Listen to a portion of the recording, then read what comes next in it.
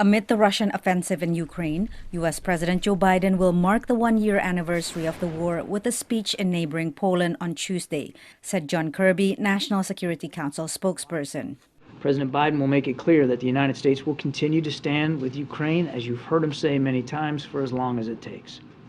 And on Wednesday, President Biden will give a chance to meet with the leaders of the Bucharest Nine, otherwise known as the B9. The White House said there are no plans for Biden to visit Ukraine nor to meet with Ukrainian President Volodymyr Zelensky during this trip. But observers say a Poland meeting between the two is likely.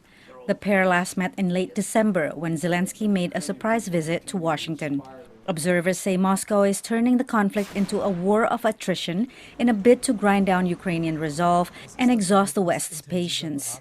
Ukraine has the advantage of Western high-tech weapons, but Russia benefits from the sheer size of its economy, manpower, and defense production capacity. We are trying essentially to achieve a balance here, to give the Ukrainians enough military wherewithal that they can bring this war to a successful conclusion, but to do so without recklessly raising the risks of World War III, as President Biden is fond of saying.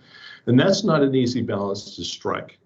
While there is still broad support for Ukraine in Congress, some Republican lawmakers in the House of Representatives, whose party now holds a slim majority, are questioning the massive flow of American funds to Kyiv.